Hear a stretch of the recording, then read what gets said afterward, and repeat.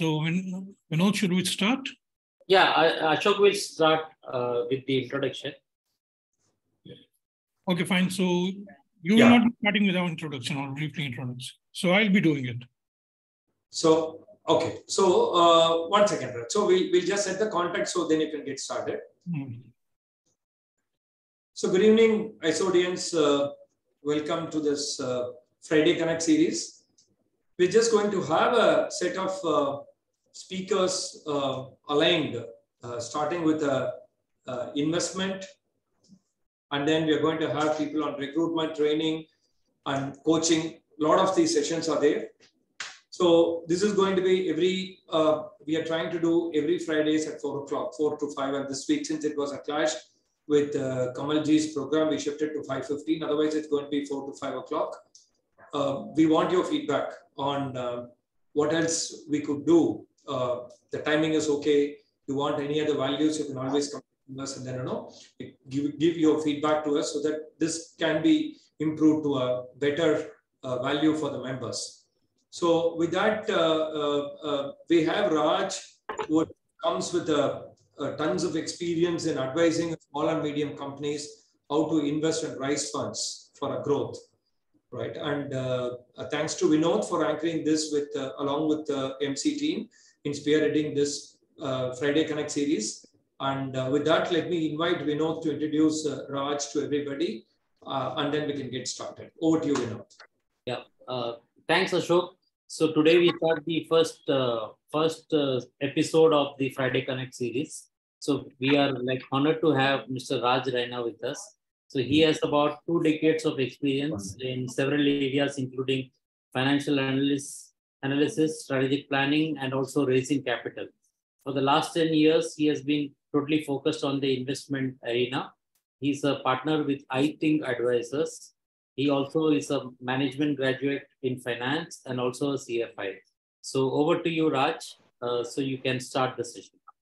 Okay, so thanks a lot, Vinod, for this introduction, and thanks, Ashok, also. So this wonderful interaction. So it's good to hear about you guys having out these Friday interactions. So regular interaction. Somebody. Samina, can you mute people, please? Yes, I have done so. Yeah, thanks. Raj sir, please unmute yourself. I have muted all. Okay. So now everybody can hear me? Okay, cool. So thanks, Vinod, for the introduction, and thanks, Ashok, for this putting up the context of the meeting. So it's nice to know that you guys have a Friday Connect regularly between the members, and you have been presenting multiple opportunities to the members. So guys, hello to everyone. My name is Raj Raina. I'm a typical investment banker based out of Mumbai. I'm a partner in a firm, I Think Investment Advisors LLP, which is a typical investment banking firm. So we started back in around 2012, and we have been sector agnostic in the last many years. We have worked on transactions across the sectors, from healthcare to food to clean energy. And we have been very much particular about exploring new sectors, which is why there is now, for the last 1.5 to 2 years, we have been very much aggressive. Not aggressive, I would say, to be put in the right context, but there has been a regular touch in with the people from the IT industry who have been liking the industry, and there is a lot of connect from the funds for whom we are working with, and they have a liking for this sector. So just trying to put it in the context of how this industry or a sector is making us look at aggressively or look at very much the interest is that everybody, as you know, is connected to the IT by some means or the others, maybe in the mobile application, the financial services or something or the else. IT has become a live part of our lives. So in terms of our interaction with the funds during the transactions we're working on the other sectors, there has been a definitive interest from the funds we saw that they would be like to see some of the transactions in the IT sector.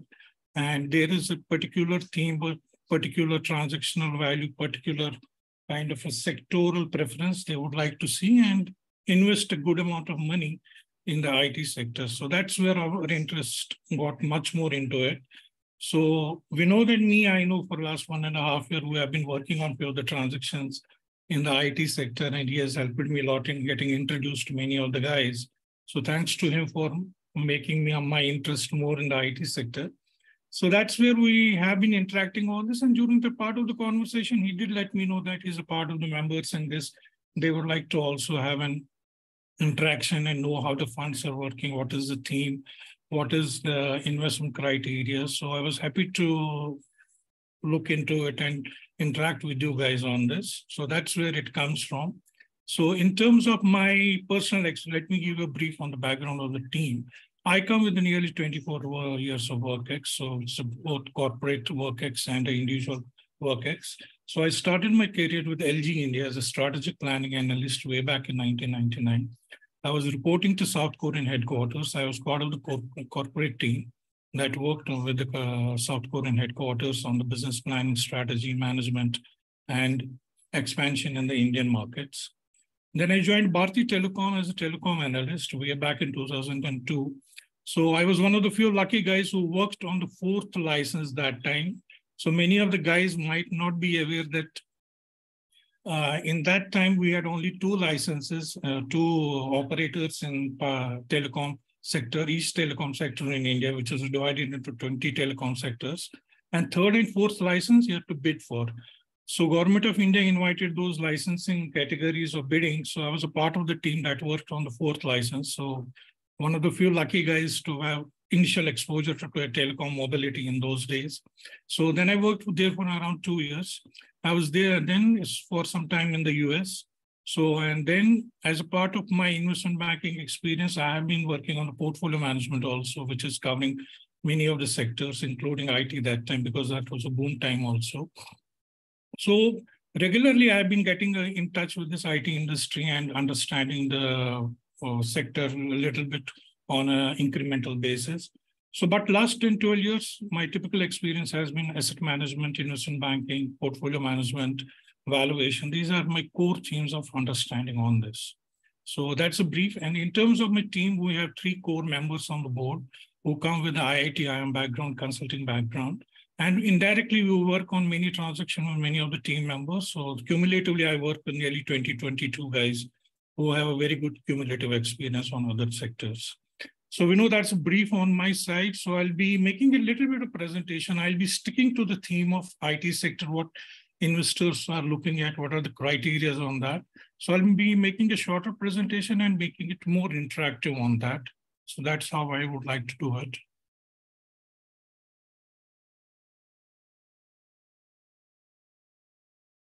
So can you see the presentation? No, Raj, we are not able to see. No. No, Raj. Oh, just a second.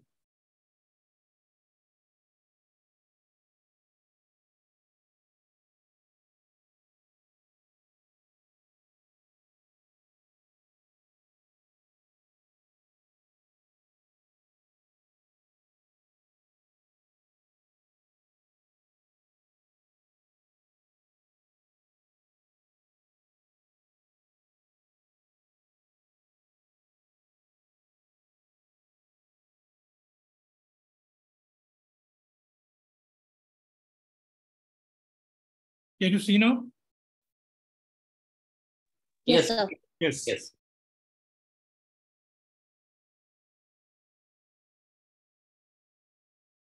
So can you guys see now? Clear? Yes, Raj, we can see now. Okay, cool, great. So this is a brief background. So I have already explained to you. So let me come to the core area, what we have been looking at.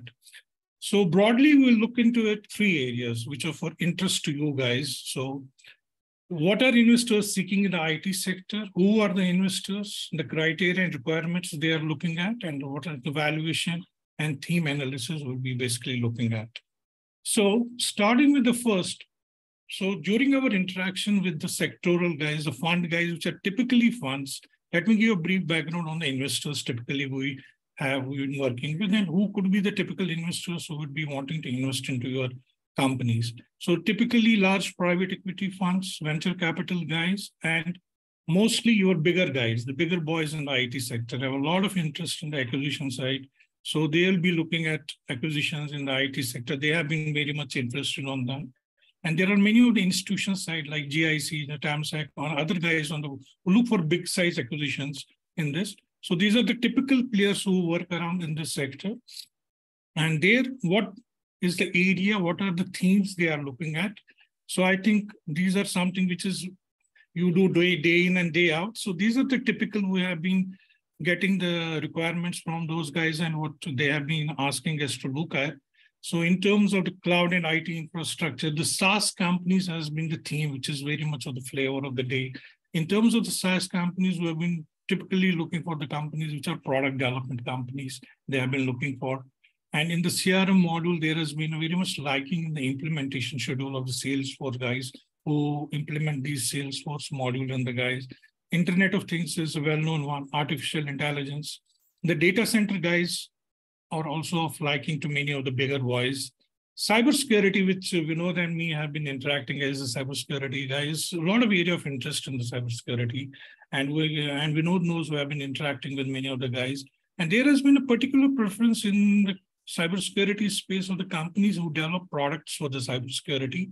Distribution model with a combo is something they would be interested in looking at. So a combo of a distribution model with a product development company is something they would be seeking at. 5G services may not be on the sequential interest, may be very less. And IT infrastructure hardware is something they are looking at. I think this is something you guys know very well. But if I put on the sequential basis, the preference, it's first is a SaaS companies with the product development, that Salesforce implementation and cybersecurity is something which guys are looking at very much keenly and are ready to invest in. Now, second most important is what could be the criteria? How do I choose a company? What could be the criteria they could be looking at? Do I fit into the criteria? Because any of the private equity investor or any of the fund will definitely have a mandate for the fund to invest, and they have defined criteria, which they cannot go without the mandate into the investment without a defined criteria they have, because at the end of the day, it's investors' money and they need to be very careful on this. So from our understanding, they have been open to category of companies from a revenue of $5 million to even $200 million. The big boys have the money, the big funds have the money. They don't have any hitches on that this is a limited size I can. Yes, big boys can invest onto nearly 200 million to 300 million, more than that even. But yes, there is a criteria on the EBITDA side. You need to have a clear-cut EBITDA. You should be making the money on the EBITDA side. A CAGR of 35%, a debt-free, because most of the IT companies we have seen are debt-free, don't have a much of a leveraged balance sheet, but yeah, a little bit of debt doesn't hinder the acquisition or the process. But mostly a debt-free companies, IT companies have been mostly debt-free.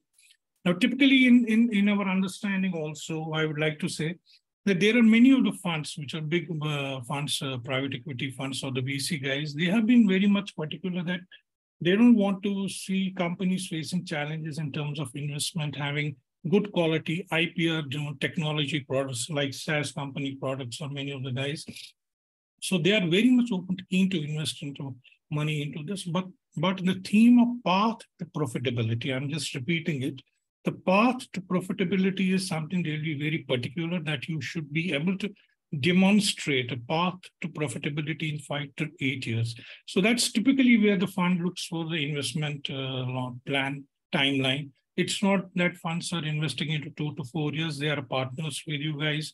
If they are partnering with you or they are acquiring, they look for a typical timeline of 5 to 8 years with the company relationship or acquiring or turning around or making big money out of it. It's not 2 to 3 years. Nobody in the funds do that. They look for a long-term investments. 5 to 8 years is a typical timeline they look at.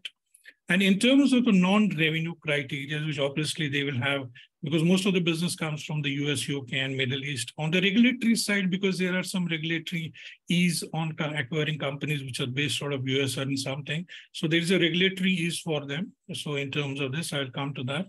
And secondly, which may be of interest to you, there are many of the companies or bigger boys who are looking for acquisition of bigger companies. They want to look at promoters who have built up, scaled up companies to a scale means somebody has built a company for 20, 25 years, and they know that this guy is not going to be my competition tomorrow. He's not going to be significantly of any hindrance to me on the expansion or any other side, competitive side. So they are looking for those companies where the promoters can make an exit after 2-3 years, and this company, and then they can take it forward without any competition. Because if you have a younger guy of 30, 35 years, so it makes a challenging competition in the years to come.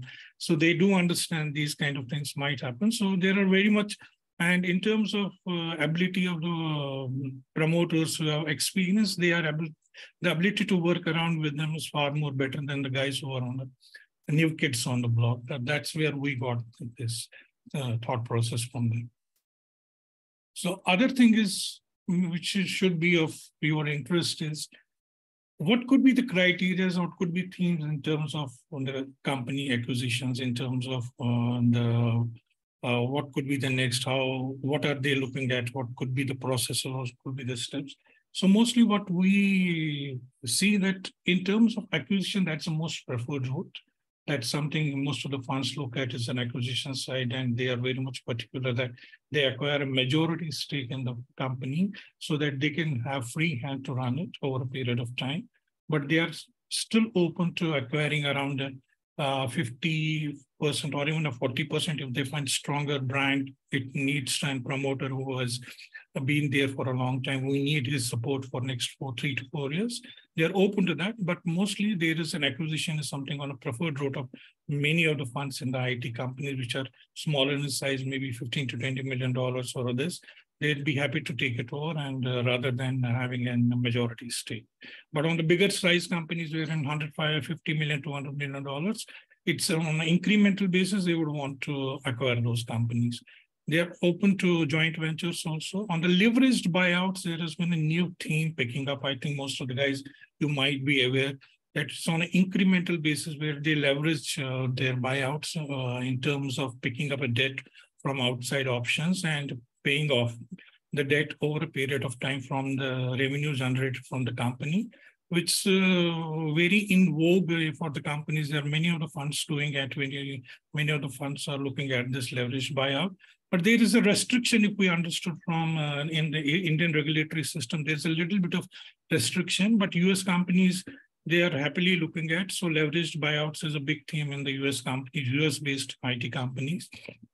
And so controlling stake, I have mentioned about it. So on the typical valuation model, which is definitely going to be of interest. So typically they use a model of a EBITDA model is something which is very much used across the sectors right now in terms of the EBITDA model. So I told you 15 to 20% is EBITDA model everybody looks at.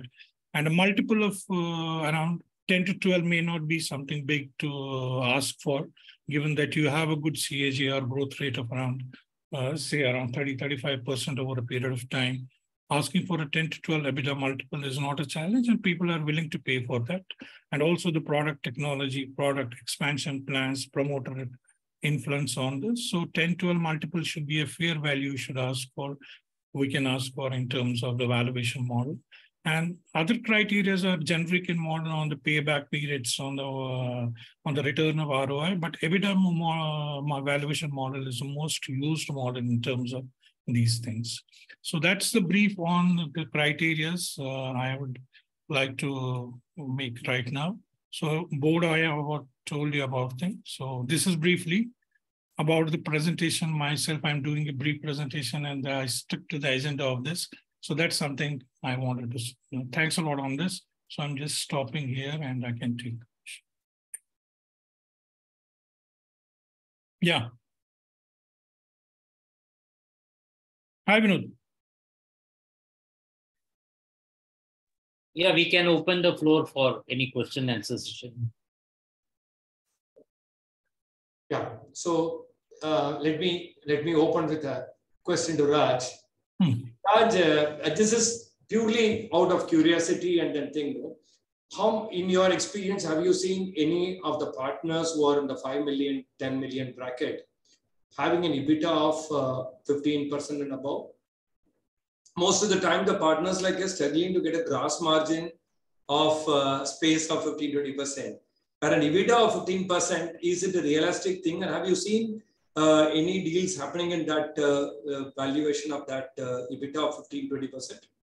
So, Ashok, that's a very pertinent question. I think Vinod and me have been facing these challenges on the EBITDA margin for last 1 year. So it has been a challenge in terms of this, but investors have been very much open to looking at EBITDA margin is one of the main criteria, but there are multiple other criteria on the path to profitability. I told you on the product technology, on the expansion mode, on the promoters' aggressiveness. So there come multiple factors come into play. But as you rightly said, in terms of the EBITDA margin, there is a challenge a bit. But there are companies where we have seen have an EBITDA margin of 15 to 20%. We have seen companies. Thank you, Raj.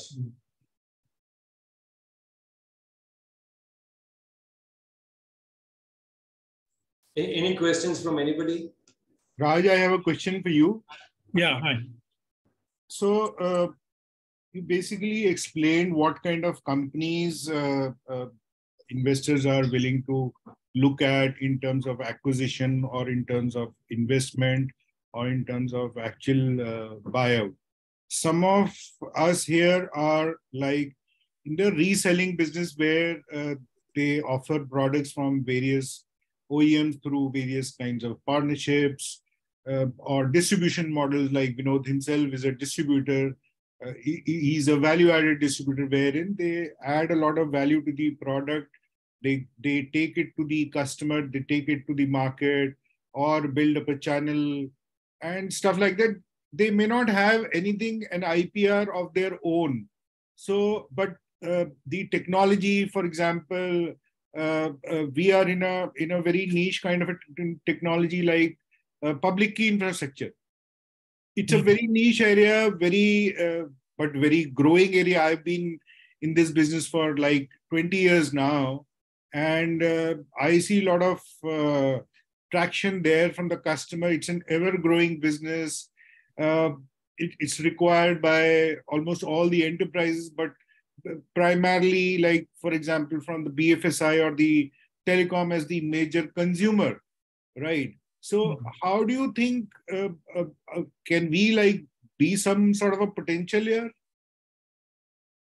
So that's a nice one. That's a very interesting question. And I think during my presentation, I did pitch on this because distribution model on a single basis might be a little bit of challenge to look at from the investor point of view. But a combo with the companies who are into product development, there are a number of companies for which you are distributing a product companies that can be presented to an investor in terms of a combination of a product company for whom you are a distributor, because as an investor, he might be looking at both distribution model on its own, also on the product side also.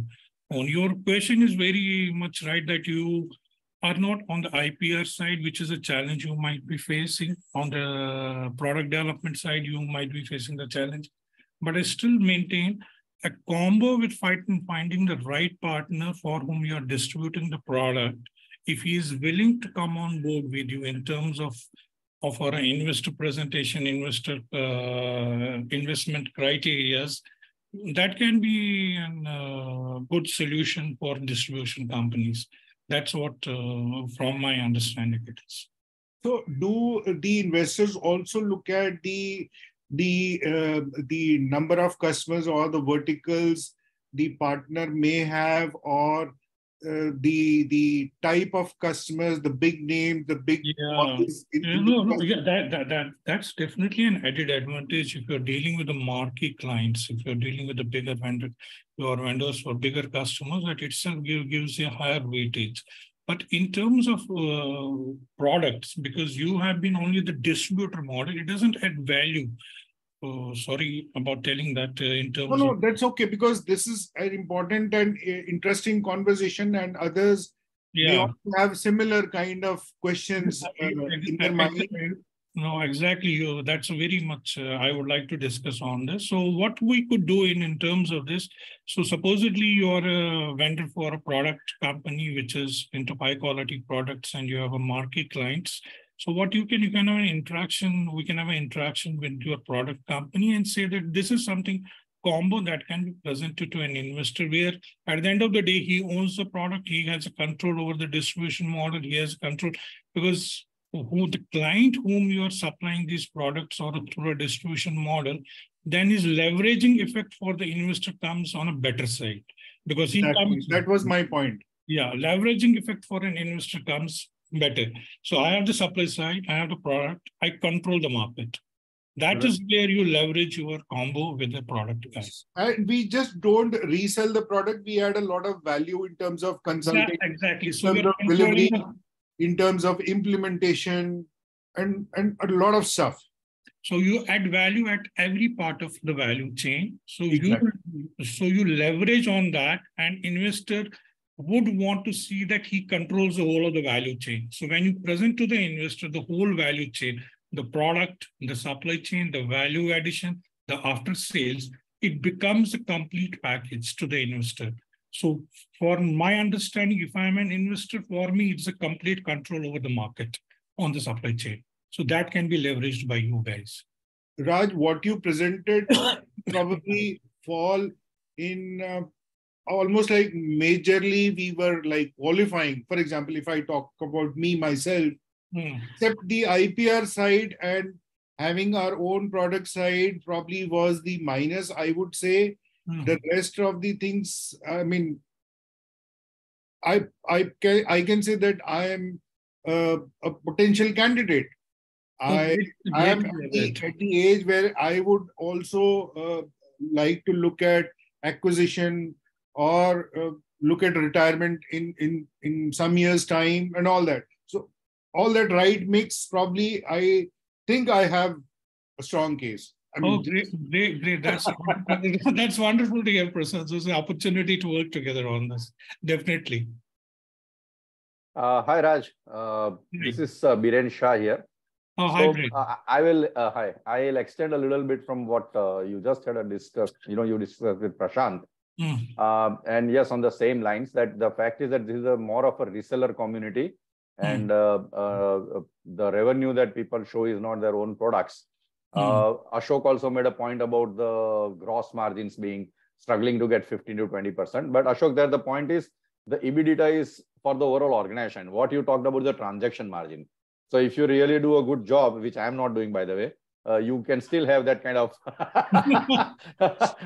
profit P&L statement. But my point, Raj, is that what I believe is that you have presented briefly, which is thank you for being brief, but a very generic model. The community here, I think, would be more interested in what are the kind of dynamics, what are the kind of acquisitions that are taking place in our space, who could be the potential companies acquiring, and statistics, the numbers for them. Okay, but the fact is that we have seen acquisitions happening in the distribution segment, in the reseller community over the last few years. That means it is happening.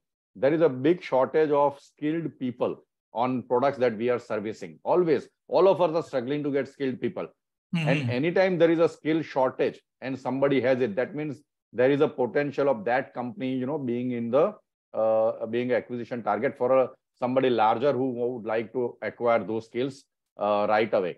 So I believe that a little more specific analysis of our industry and numbers and criteria pertaining to that, I think, would be of more interest to this community. This is my opinion. I'm not sure what others think here, but this is what I believe. So, Brain, thanks for this. I really appreciate that we have come to the specifics, because when I made a presentation, obviously it's a generic one.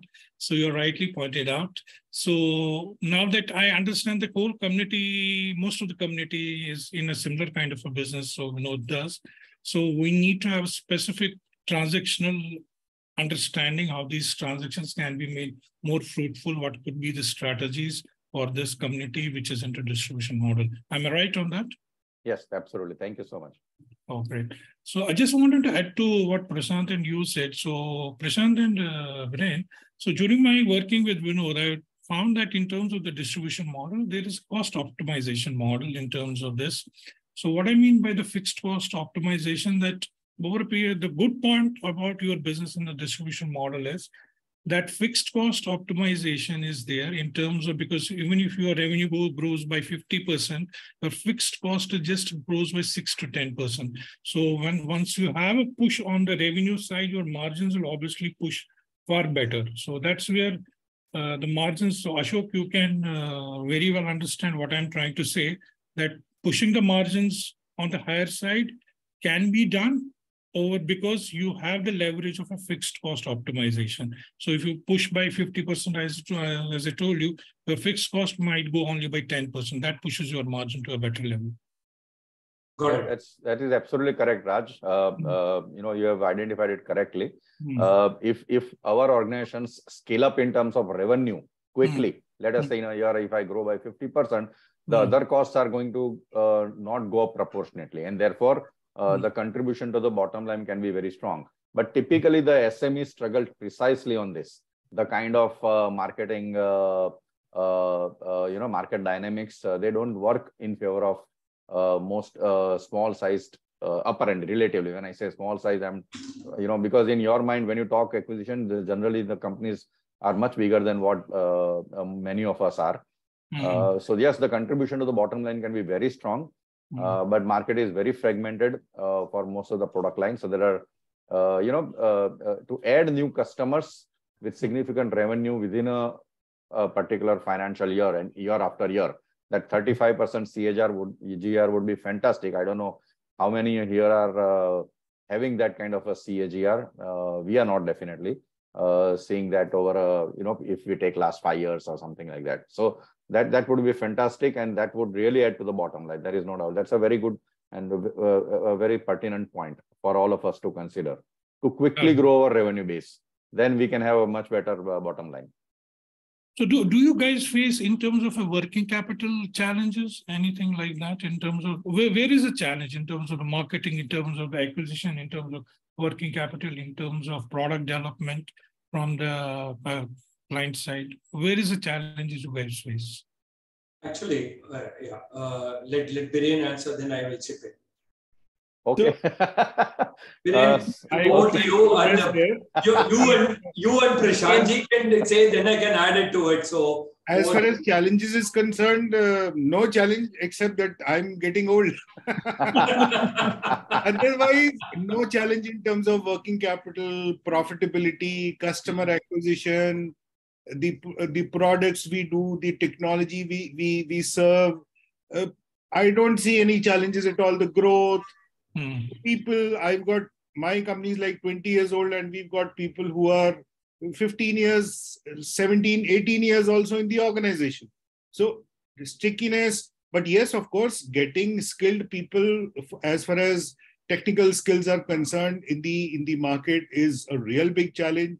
We have to get fresh people from the college and then train them. And then once they are trained, to retain them, yes, it's a very big challenge, because all the big boys are always on the lookout for the specific skills. The skills we are into are not only scarce in India, but globally, there is a scarcity of people in the space where we specialize in. So I don't see any challenge. We've got ample cash reserves. We've got CAGR. We've got EBITDA. We've got everything, except that I may want to retire in some years' time. That's it. I don't have any challenge. I probably started my company at the age of almost 38 to 40 years of age.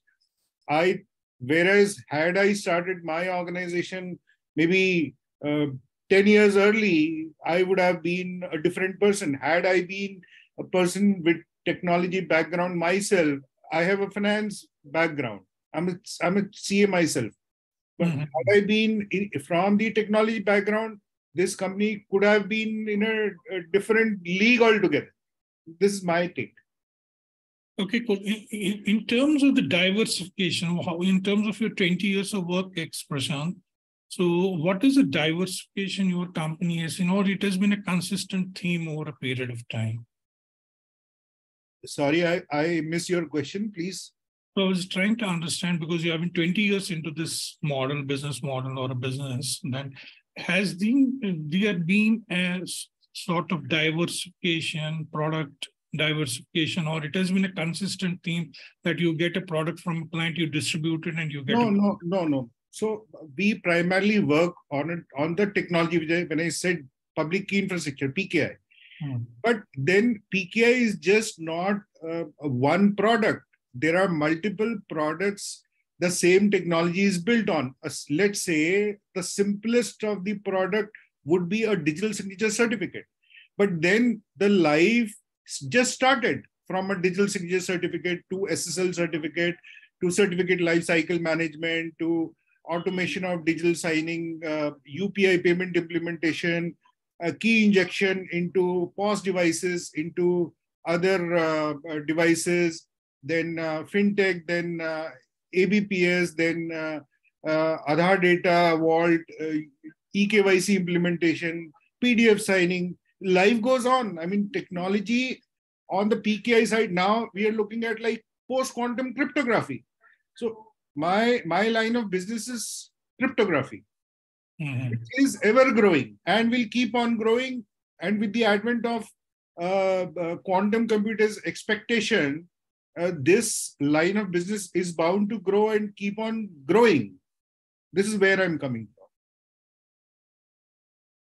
from. Oh, cool.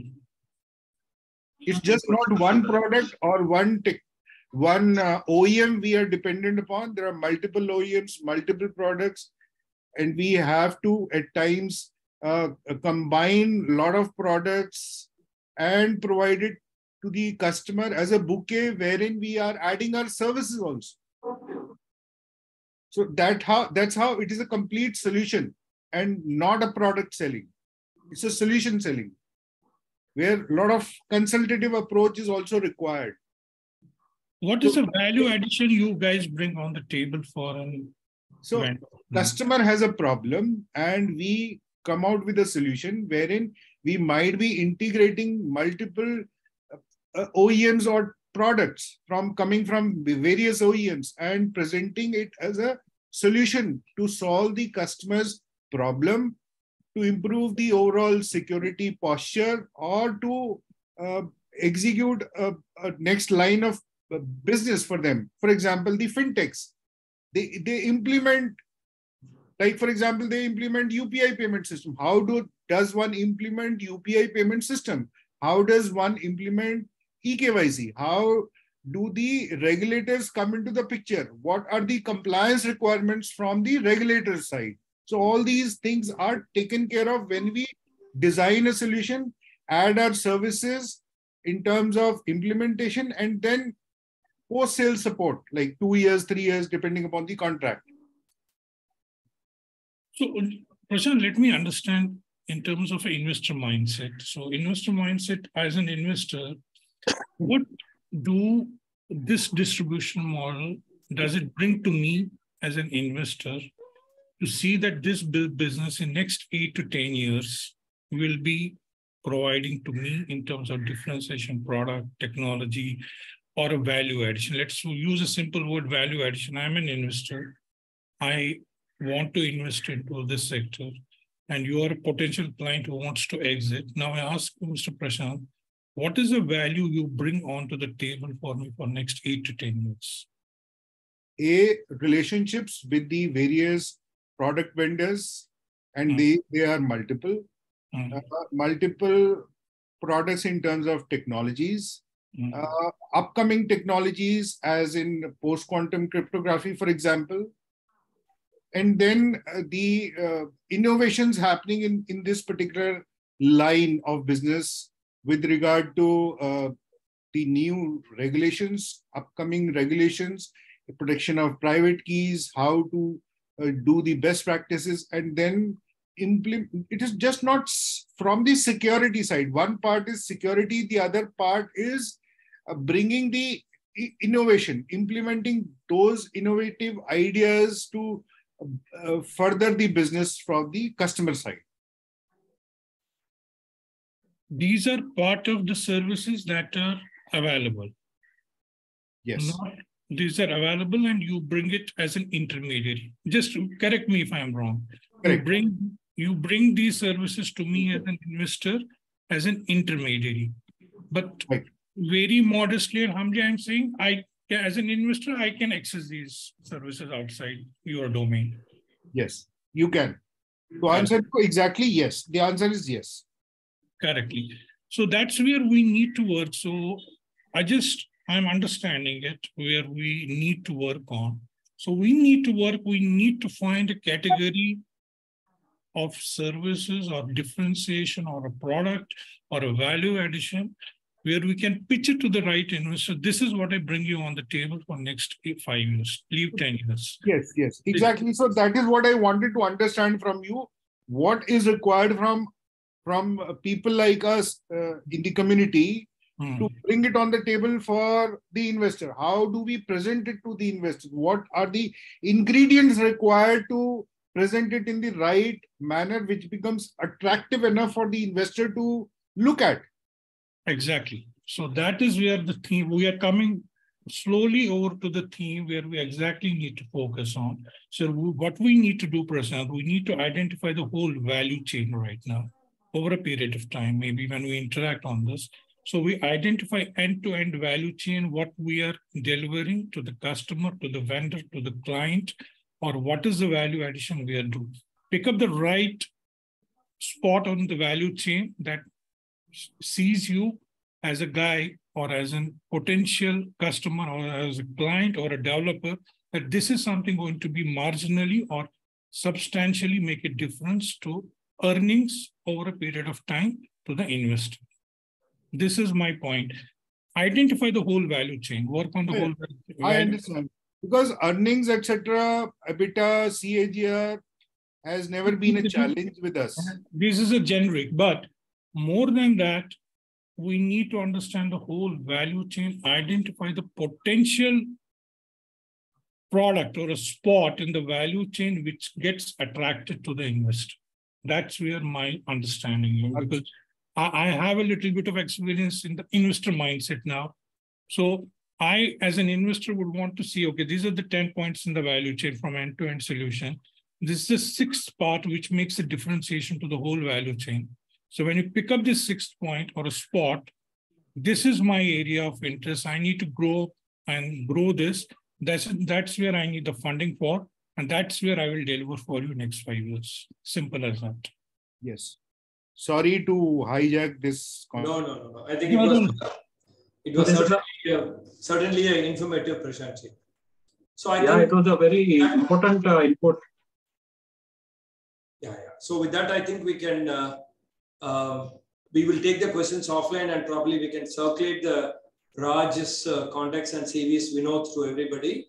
So then people want anything, they can actually be in touch with them, right?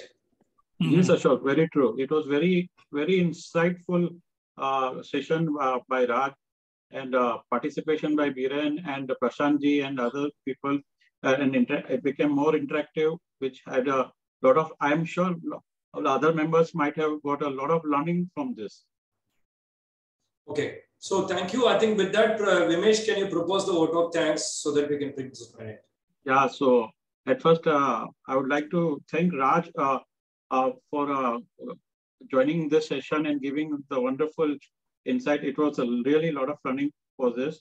And at the same time, it is a MC committee who had organized this session. And we are happy that we are the first to start with this today, which we are going to have every Friday going on ahead. So thank you, Raj, for being with us. And I'm sure other members would have got a lot of questions with you, which I think with the help of Vinod, they will be able to reach you and you will be able to give their answers and interact them going ahead. Thank you very much for this. And thank you, everybody. Raj, and special thanks to Vinodji for bringing Raj on the table.